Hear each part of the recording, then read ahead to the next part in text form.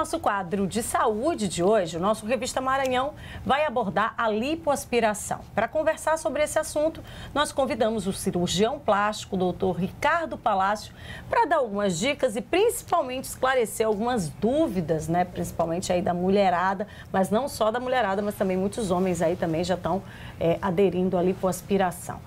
Muito boa tarde para o senhor, doutor. Boa tarde, muito obrigada por ter aceito aqui o nosso convite. Prazer Já mesmo. começo lhe perguntando, essa coisa da lipoaspiração, né?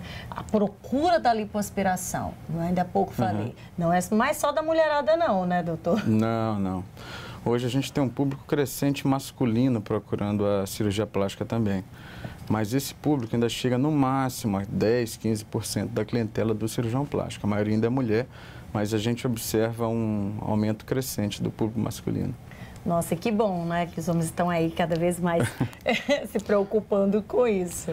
Eu vejo da seguinte forma, a vaidade não é um pecado. Não, né? de forma alguma. Da mesma forma que você acorda, você se arruma, você se penteia, você também quer ficar mais bonito, você quer ficar de acordo com aquilo que você se sente bem. Sim. Então, o excesso é que é prejudicial, o excesso da vaidade. É você, de repente, supervalorizar a forma física nessa ditadura da beleza e esquecer que tem todo um contexto envolvido.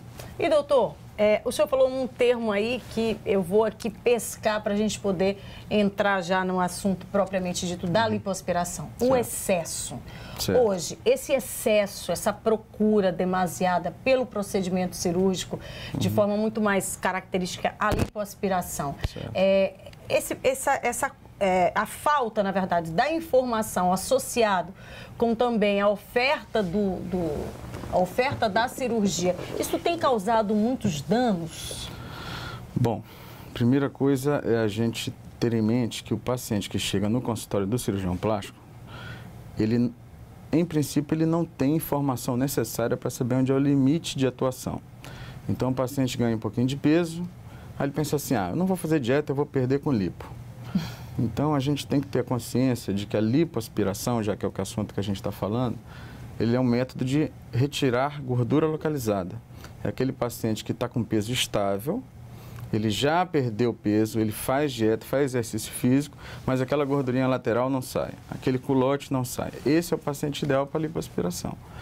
Então, a gente tem que ter um pouco de critério e também saber conduzir o paciente de forma ou negar a cirurgia ou orientar ele que primeiro ele deve perder peso para depois fazer uma lipo. E para fazer essa lipoaspiração, é necessário, é feito, na verdade, melhor, com alguns equipamentos, né? O senhor me corrija se eu estiver errado. Tá certo. Uma delas é a famosa cânula. Cânula. Essa cânula, muitas vezes, é surpresa para muita gente, inclusive para mim, viu, gente? Porque você manusear, ainda há pouco nos bastidores a gente estava conversando e já o doutor Ricardo mostrando. Queria que o senhor mostrasse e falasse para a gente desse procedimento da lipoaspiração. Okay.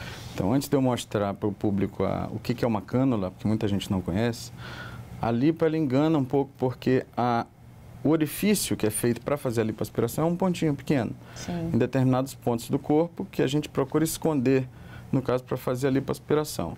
Por esse orifício que entra a cânula, que eu vou mostrar aqui. A cânula, ela é ligada, esse aqui é um exemplo, tá?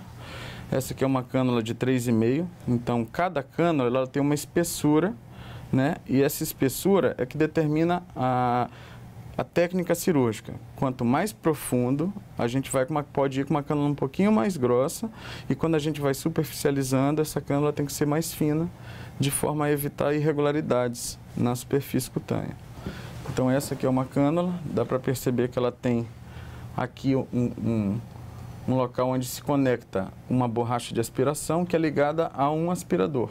Então ele aspira e com esse movimento ele vai passando no tecido gorduroso e vai aspirando, conduzindo para a aspiração.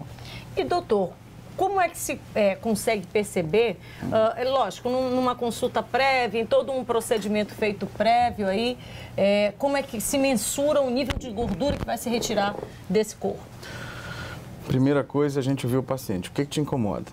Então, assim, doutor, eu não gosto da minha gordurinha do sutiã, que é algo que a gente Aquela que fica aqui assim, doutor? Essa daqui também, né? Mas assim, depois que a gente começou a trabalhar com cirurgia plástica, estética, a gente viu como isso aí incomoda as mulheres. É aquela gordurinha que põe o biquíni e fica aparecendo sobrando, aqui. Né? Então, essa tal da gordurinha do sutiã, a paciente se queixa. Então, a gente tem que fazer lipo ali. É uma queixa dela.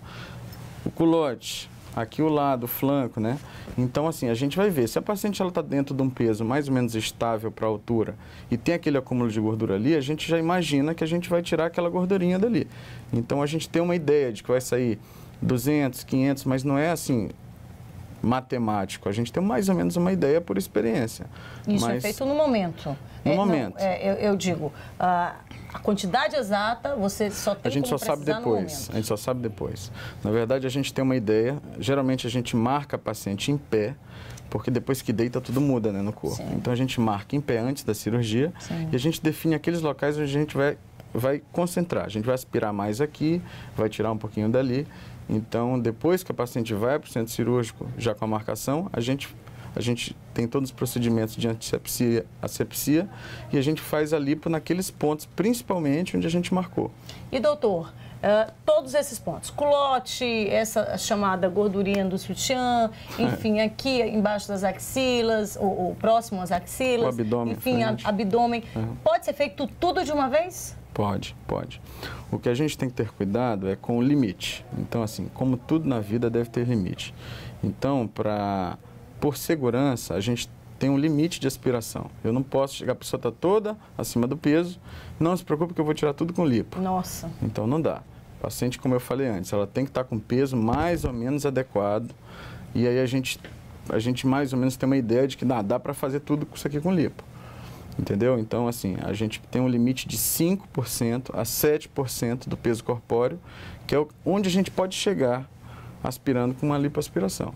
E olha só, gente, percebendo tudo isso que o doutor Ricardo está falando aqui, pelo fato de ser profissional, ter estudado para isso, cirurgião plástico, é importantíssimo você que está em casa entender que é a sua vida, né?